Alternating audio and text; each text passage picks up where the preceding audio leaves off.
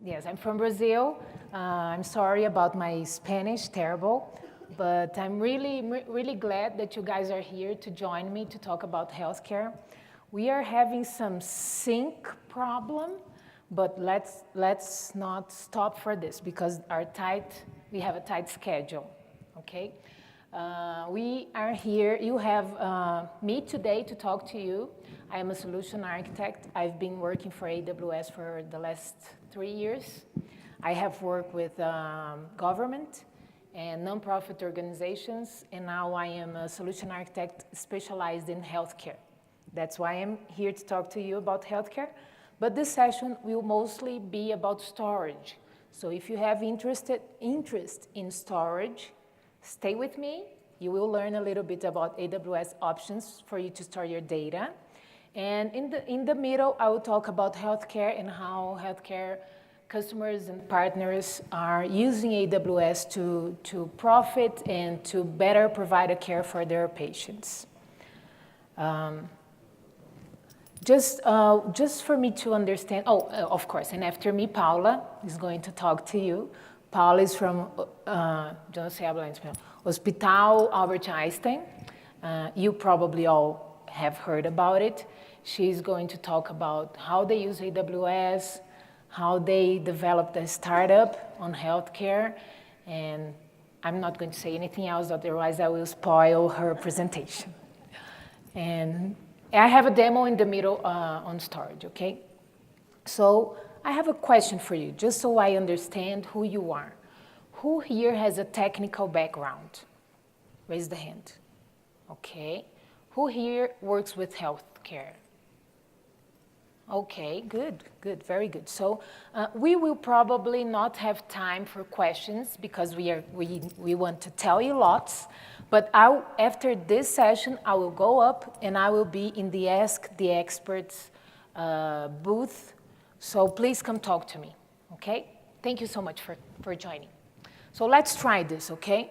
One side is in English, the other is in Spanish, and if it is all working beautifully, they will switch together. Yay. Thank you, guys. Thank you. Thank you, tech team. Pero que no, what I wanted to share with you what we hear from healthcare providers. It's not only on healthcare, okay? We hear this from all our customers. We have some trends, right? One of them is we have lots of data. CEOs have lots of data, and they don't know what they need to do, what they can do with that data, right? They don't have the right tools. They don't have the right knowledge. 54% of CEOs of healthcare say their biggest challenge is to change volume into value, is to extract information from all the data they have. The other thing is, this is Moore's Law. You probably all heard of it, at least the people from IT. The expectation of data growth, they expect it to multiply by 10 in the last 2 years from 8 years to come. So my customers are already really scared about the amount of data they have. What if I tell them in the next 8 years, you will have that multiplied by 10? This is really scary, right? Of course, technology, you all probably watched the keynote, and you know we are a very innovative company, and I'm just talking about AWS. Think about technology as a whole. Think about how much technology innovates. We get old on technology every day. So this is a reality our customers face, also the healthcare customers. And of course, security. You know, we say that, I don't know if you watched the security session previously. Security is our priority number one. We really care about our customers' data security. And healthcare, people say we have one breach. It's not one attack, it's one breach. Multiple attacks a day, but one breach a day. Can you imagine someone breaking a password or getting access to your patient's data or to your log data or any data at all? You don't want that, right? You don't want to feel violated. So just to give you their feedback. So my customers lack resources. They lack knowledge. They lack people, experienced people.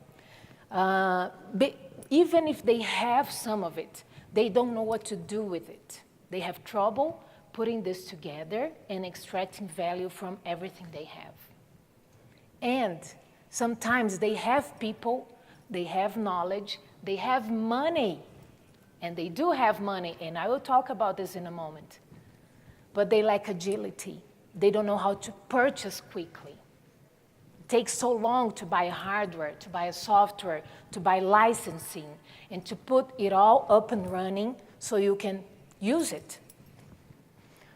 And of course, patients' data is a very sensitive data, and they don't want that on the hands of the wrong people.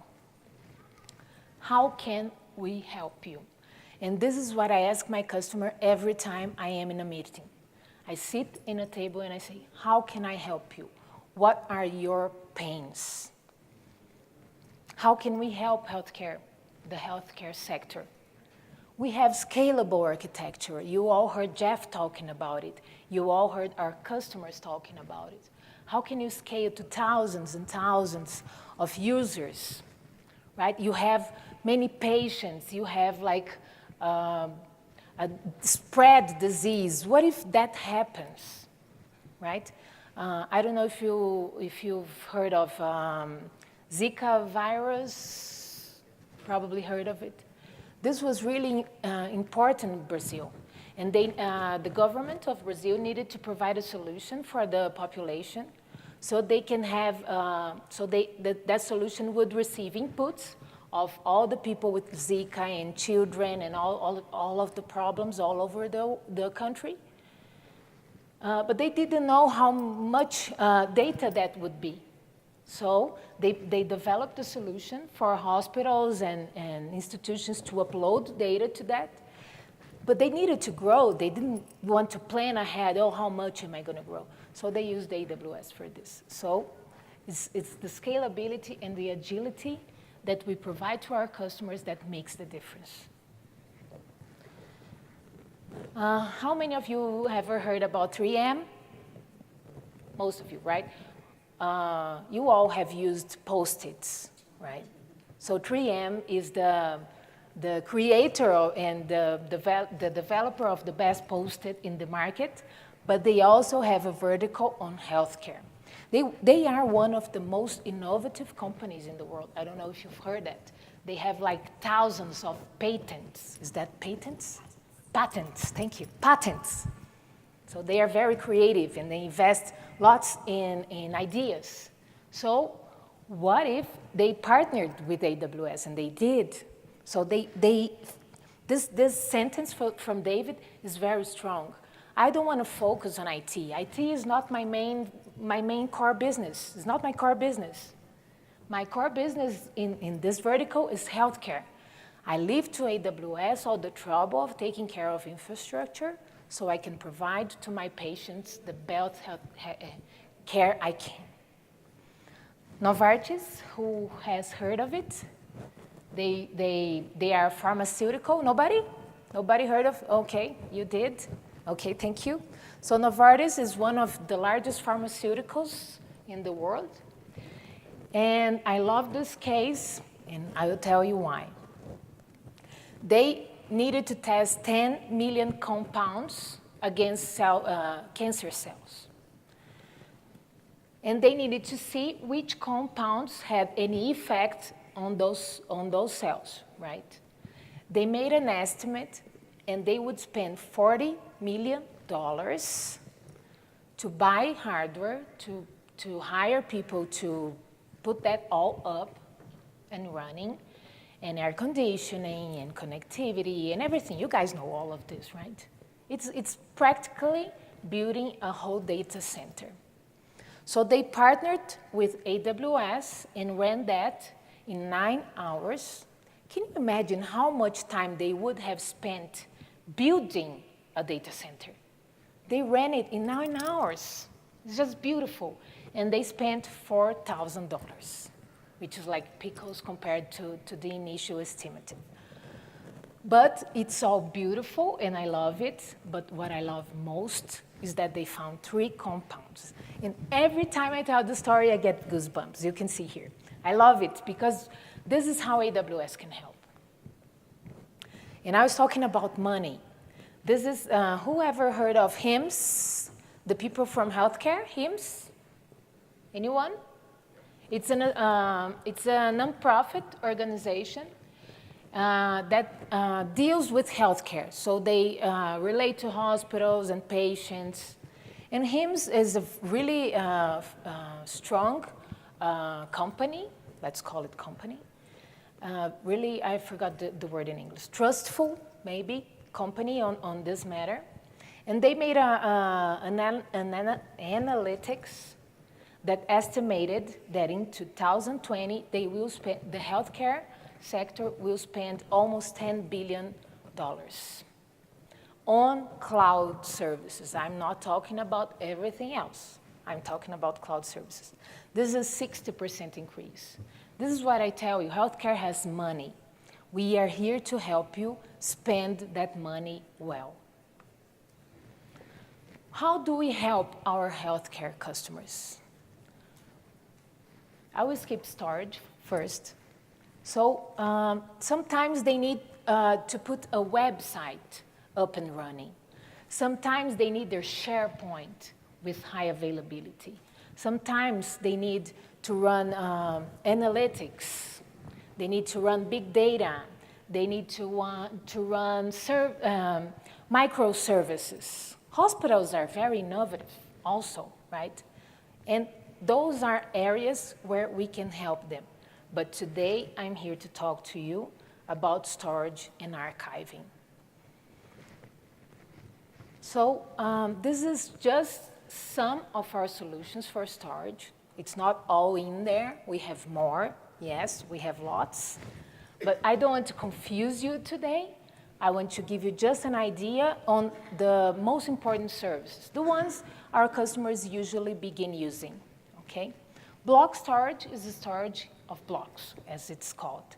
We have SSD, HDD, and the possibility of increase the size of our volumes.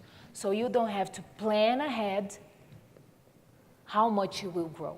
Just provision a storage, and then when you need more, you have almost little downtime on increasing the size of your volume. We have a solution recently launched that is for backup. It's not core for us today, but just so you know, you can back up pretty much every storage service that you have on AWS. You can back up it on AWS. We have file storage. We have a solution called Elastic File System. The EFS that you see there is Elastic File System. We have 2 versions of it, and I'm going to dive deep on it in a little while. And we have the object storage, which I'm also going to talk about. But take a look at the circles in the middle. You see there rehost, replatform, and re-architect. And in the bottom, there is a link for an AWS post that talks about the 5 strategies for migration. The two missing are retain, means, let me explain retain for you, means you look at something in your infrastructure and you say, I'm going to keep this inside my infrastructure. This is not going to the cloud. This is not going anywhere. The other one is retire, means you don't need, you just found out, oh my God, I still have this running here. Turn it off. We don't need this anymore. I have no lives. I have no support. Let's migrate. Let's buy something else. And the 3 ones that you can see in the chart. Rehosts is something we call lift and shift, right? You've probably heard of that. It's what you have running on your data center, you copy it into AWS. The same way, same operating system, same disks, no services, no scalability, nothing. The other option you have is replatform. Is the possibility of use some of the cloud benefits. Is when you stop using virtual machines and block storage and start using specific services for what you need. And those services are also, of course, hosted by AWS. The third option that you see in the screen is re-architect. That's the beauty of it, right? That's the state of the art, let's call it this way, is when you understand the cloud services and benefits and use services that were designed specifically for the cloud, that are highly available, that are scalable, and have all the benefits that a cloud can provide to you. So you can see in this chart some of our services. One of them is EC2, which we're not going to talk about today, which is virtual machine. The other one is EBS, which is the block storage. On re-platform, we have Elastic File System.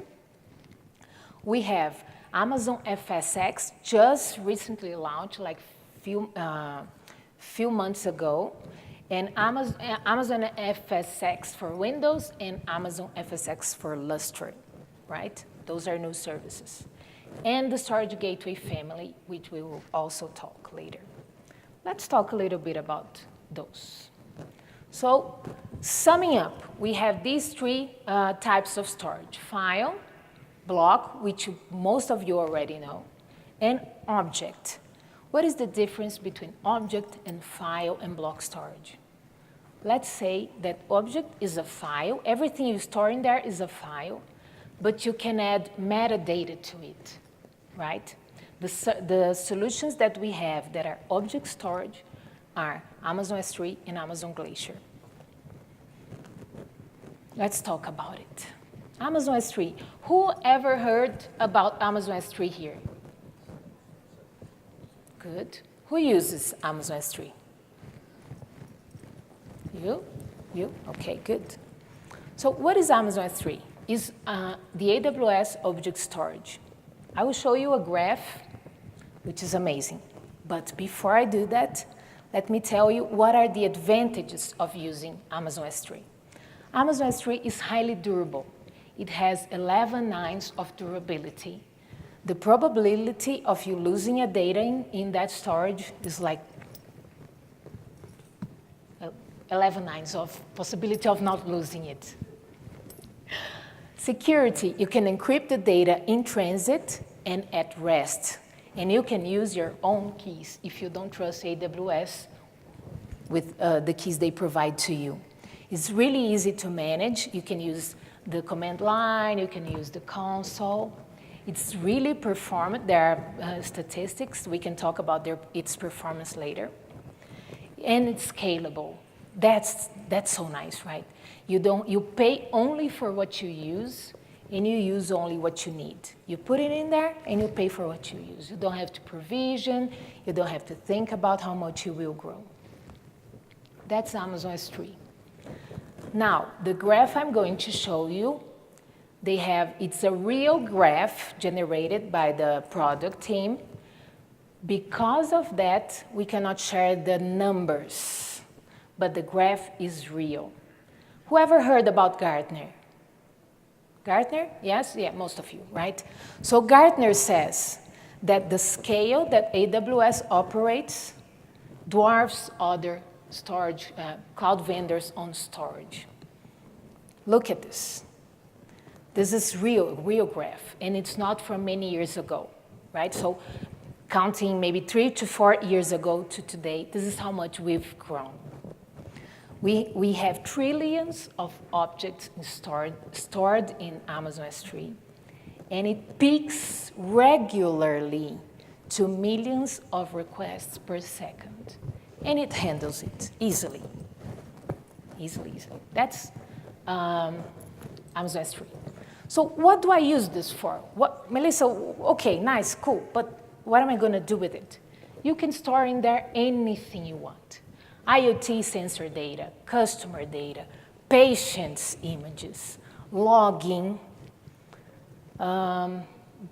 PDFs, movies, anything you want, you can store in there. It's a storage, right? It's smarter, much smarter than a simple storage, but it's a storage.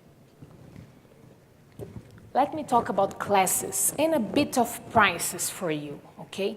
I tested the latency between Colombia and AWS data centers, and I found out that the one that has the lowest latency with you is Virginia. It's 100 milliseconds latency, which is really good. To Brazil, it's 200 milliseconds.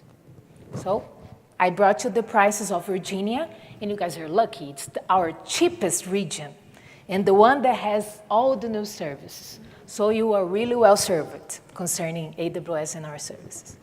So S3 has many tiers, what we call tiers of storage. So from left to right, the one is called standard, is the hot storage. It's where you put the data you need to access online and you don't want to pay to retrieve. S3 infrequent access is our warm storage. You also have online request, you retrieve the data online, it's always there for you, but you pay a small fee to retrieve. You have S3 one zone, which is, as its name says, it's just one, your data is stored in just one facility or just one zone, AWS availability zone, okay? And we have Glacier, which is for archiving. We'll talk about durability in a second. What is the difference between archiving and S3 standard? Let's call it this way. Archiving is for data that you don't need right now. You request it, and a few minutes or a few hours later, depending on how much you want to pay, the data is available for you to use. And you pay a request fee. That's for cold data, okay? You can see the prices in there. It can get really cheap. And yesterday, because I could not change the PPT anymore, yesterday we launched Glacier Deep Archive, which is an even cheaper storage solution for archiving. Just so you understand durability, I'm just checking the watch now. The clock, I need to talk a little faster right now. Durability is how many times we copy your data. So when we tell you you have 99.99% durability, we copy your data twice, but in the same facility. It's not excellent, but it's good. It's like RAID. Who knows storage? This is a concept of RAID. We do that on our EBS, just for you to know. If you increase that a little bit, means you're copying your data in 2 different facilities. What I'm telling you is that Glacier and S3 infrequent access have 11 nines of durability. It is copied in at least 3 facilities, at least. It can be even way more than that. Okay, that's durability. And we talk about storage. That's what matters, right? Availability is important. I want to access the service and get my data, of course. But most important for me in storage is never losing my data. We have lifecycle management policies where you can implement rules to transit your data from hot to warm, and then after some time, warm to cold, and maybe then after some time, cold to delete if you want. What is the idea behind this? Is that you spend less money. We give you that tool. It's very easy to use. Use it. We have many customers on healthcare using. But some of our customers don't understand the behavior of their data.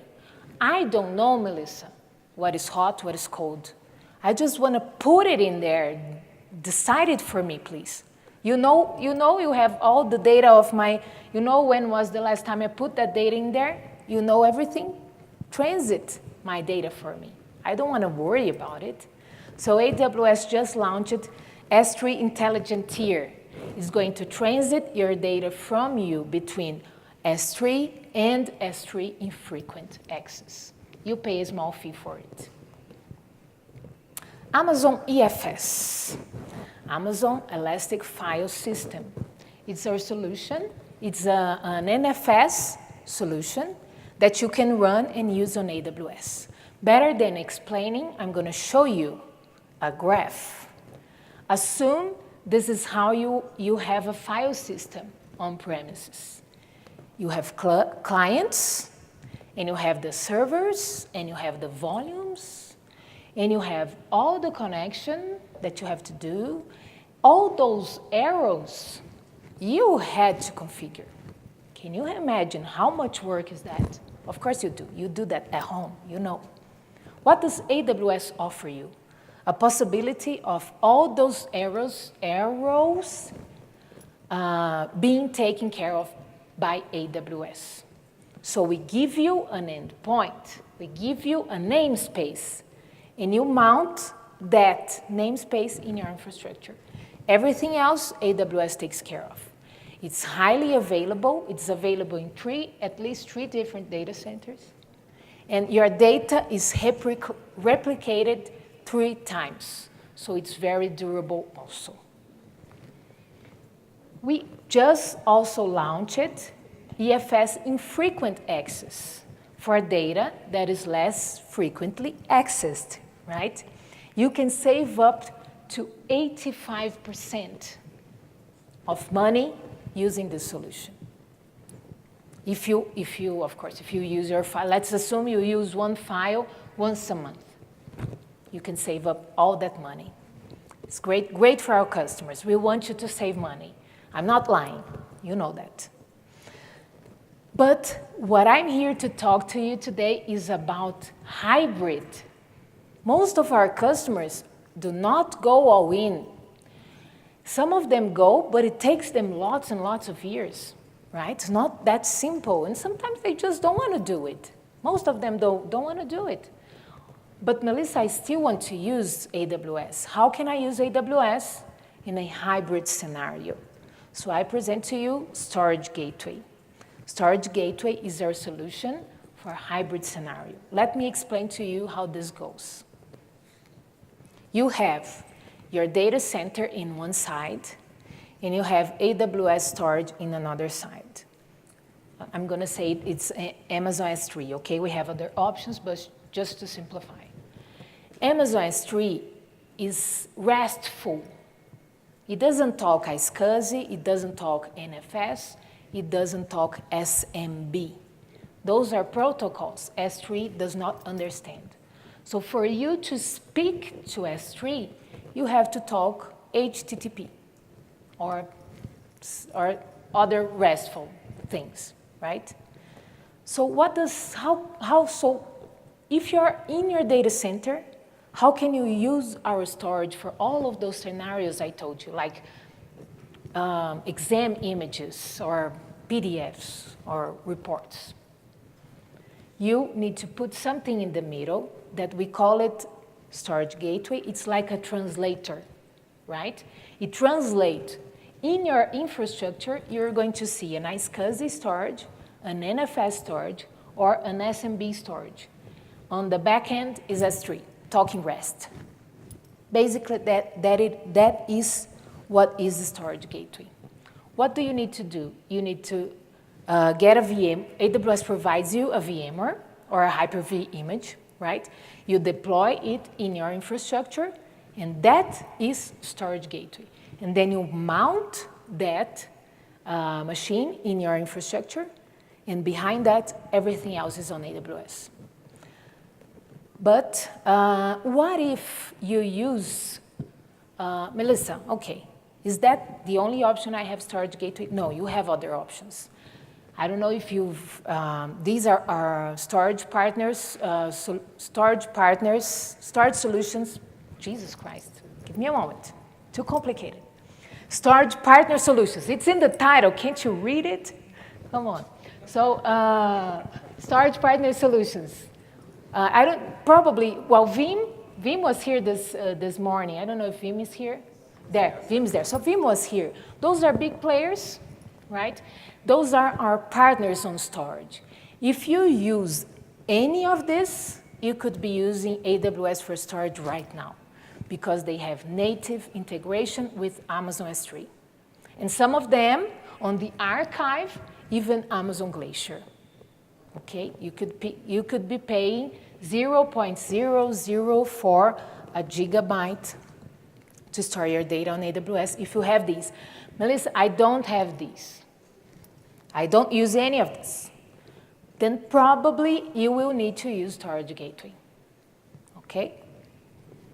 But let me show you how this works. Guys, can you give me control of my notebook?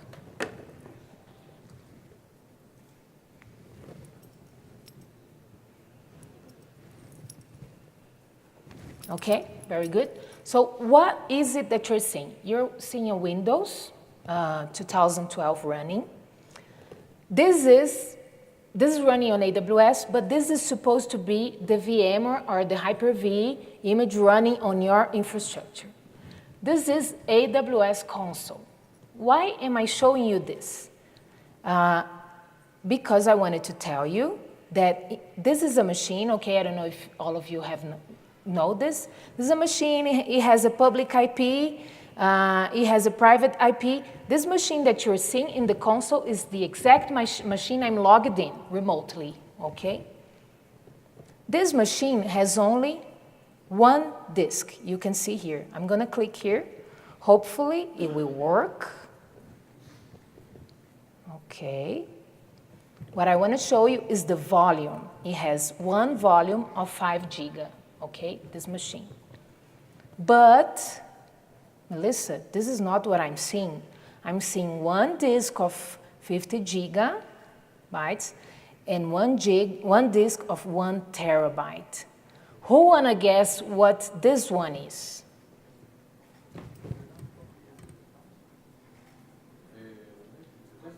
Sí, gracias.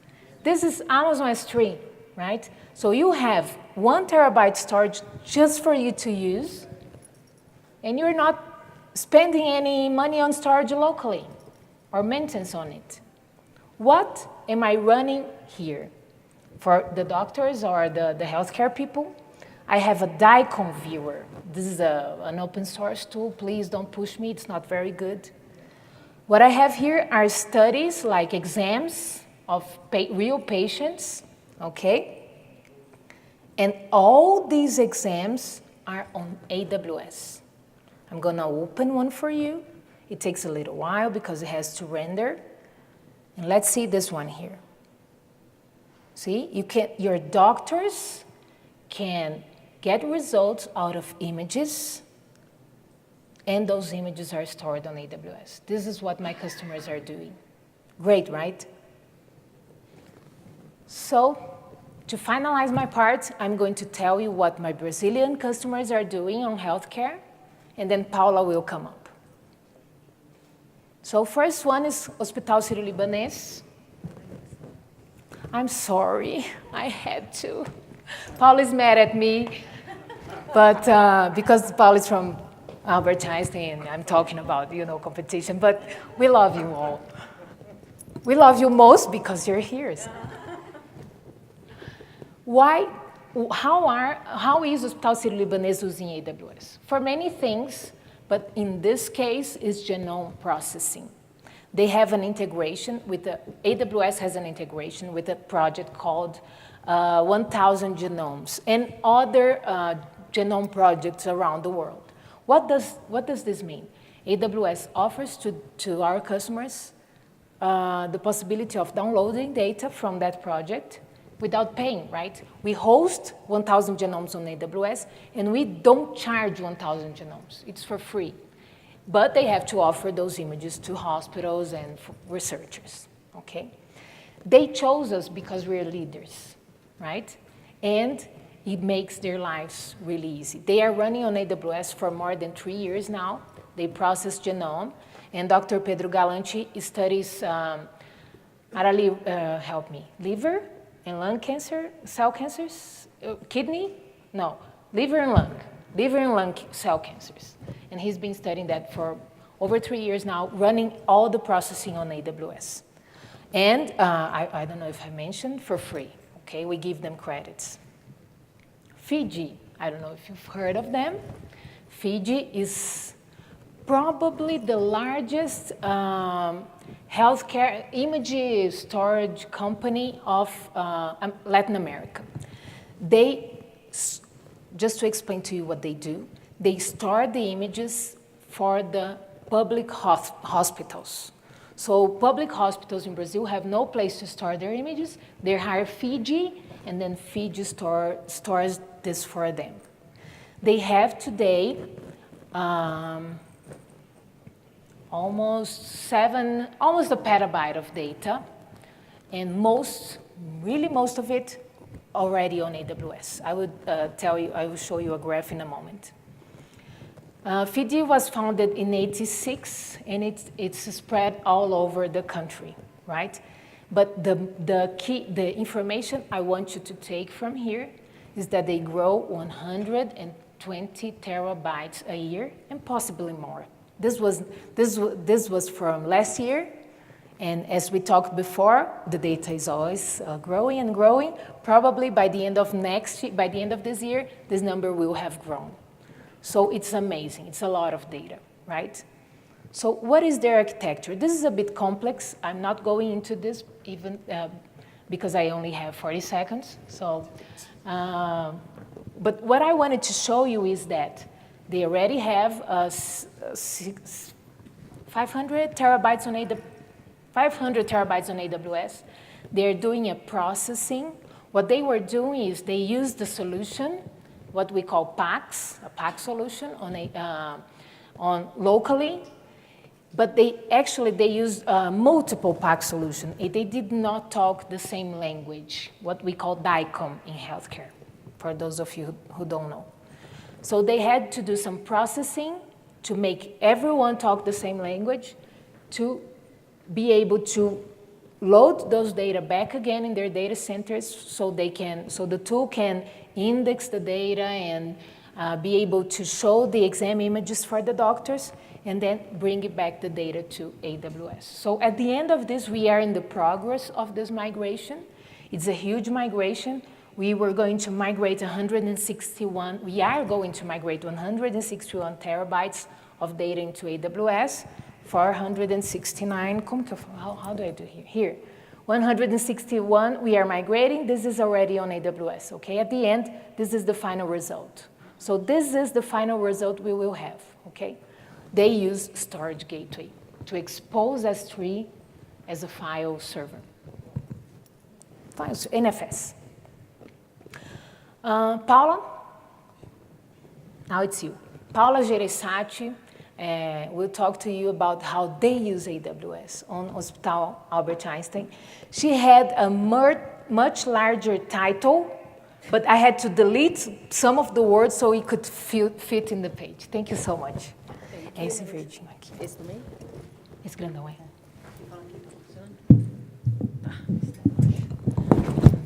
Hi, everyone. Good afternoon. My name is Paula, like Melissa said. Thank you so much for the introduction. I'll try to be quick here because I don't have much time, but I just want to explain to you a little bit what we've been doing at Albert Einstein down in Brazil. And I want to tell you a little bit of who we are and how our innovation department is working. So basically, I came here to talk to you how we're using the cloud, and one of our solutions that have been developed at the hospital is Scala, which is an app that we use to do management of shifts, schedules, and it started for physicians. I'll give you more information about that in a minute. Basically, I'll tell you a bit Einstein a little bit. We are a complete healthcare system, and we have the part that takes care of the social responsibility, teaching and researching. We do have a hospital, innovation and knowledge, and management, consulting, management, another area that we have. We have diagnostics in many other areas too. Those are just some of the pillars that we work very hard today. Some of our info, so today we have over 13,000 employees, about 9,000 physicians. We have 25,000 students and over 1,000 beds. So we've been elected for the past 9 years the best hospital in South America by American Economy. Not Sirio, okay? Not Sirio. Yeah. They're trying to be leaders, but, okay. Yeah. You are. So, and I want to tell you a bit of our innovation department. I might say that we might be the only hospital in South America or in Brazil that have developed this way of working with startups and innovation and whatnot. So 5 years ago, my director came over. He's an engineer. He's an amazing engineer, crazy guy, great leader, and he has changed how the hospital looks at innovation. We are divided in 3 areas. The first area named CIT, I'll be quick here, but just wanted to tell you it's an area that receives all the ideas from our employees. And they do also manage the intellectual property that we have. I think today we have around 43 patents, 13 outside of Brazil. We have patents in South Korea. We have patents in Israel, United States, and most of them are in Brazil, though. This area also do partnerships with companies and university to develop some of the ideas that our employees came and brought to us. They do technology transferring, licensing, and many other things. And in the middle, we have Edits. Edits is our incubator that was inaugurated about a year and a half ago. This number is a little bit off, actually. We have about 34 or 35 startups. They're our partners today. They do the fostering, and more than an incubator, we try to create an ecosystem where we can promote healthcare, innovations, entrepreneurship. So we have events there every week. It's all free, open to the public, because Brazil is so in need of innovations in healthcare, and we need a lot of our entrepreneurs to look at that. The startups they're in there, they are our partners. We support them. We co-develop with them. They have access to all our infrastructure as hospital physicians, patients, data, labs, you name it, they have access to it. We do some investment, so we invest in those startups. And like I said, they have access to our research development. Last but not least, we have our innovation lab, and that's where our geeks are. Right? We don't have as many as you guys, but we have quite a few. 5 years ago, we started with 3 people in this area. Today, we are 60 people working to develop projects, ideas with the view to the market. So I'm not there to try to solve issues for the hospital, okay? If something that we do create works for the hospital, great, but hospital has the IT department that takes care of their needs. So this is our event that we have annually. It's an International Entrepreneurship and Innovation event. It happens normally in September. These are some numbers from last year. So we had 30 speakers, 650 participants, and over 7 countries were represented. And we have more than 100 startups in healthcare that were in this event. So you're all invited. If you want to come this year, it'll be, I think, in September 10th. I have a website down there. São Paulo? São Paulo. Now I'm going to talk to you a little bit of one of our products that was idealized, developed, and now is being commercialized by us. And apparently they want me to be the CEO of this idea. So another title for you. I know. So Scala, it's an app, cloud-based, AWS, right? Everything that we do at our innovation department is on AWS. Einstein has a huge infrastructure of servers. We have over 1,200 servers, 2.5 petabyte of data, but innovation, and we decided that everything that we do will be on Amazon AWS, right? Good? All right. So basically what it does, it helps you planning and manage employee work schedule, right? Bringing agility and transparency to your business. We found, and it started in one of our physicians had this idea.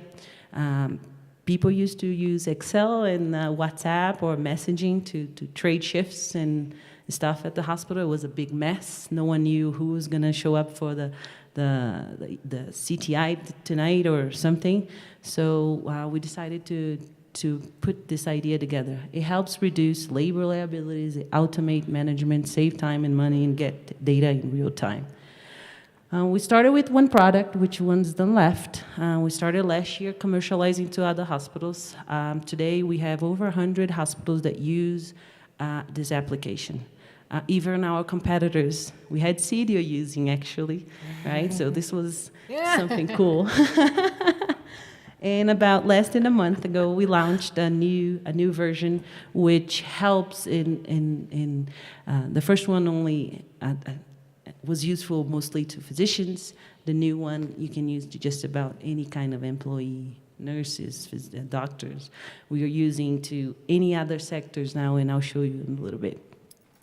So build a flexible work schedule based either on shifts or day offs, preferences. Brazil is a very bureaucratic country, and so there's a lot of labor laws that we need to be compliant with, and this to help you to be compliant with all these laws and rules and regulations and everything. You have weekly and monthly view by teams or employees, and now we've been used by doctors, nurses, clinics, home care, labs, staffing, transportation companies, surveillance, cleaning, airports, and I'll show you a little bit more in a bit. Here are some numbers just from the physician module that we had last year. So there were 2.7 million published shifts inside of our application. 128 shifts that were traded in there. Over 21,000 physicians that are registered. Just so you have an idea, Brazil today has around 425,000 physicians. We estimate that half of them my work in shifts. So we have about 10% of this workforce within our app. Here are some features. I don't have much time, so I don't want to go into all the features but I'll show you a few. So back in the days, we could ask the director of the hospital who's going to be tonight working. He would have no idea.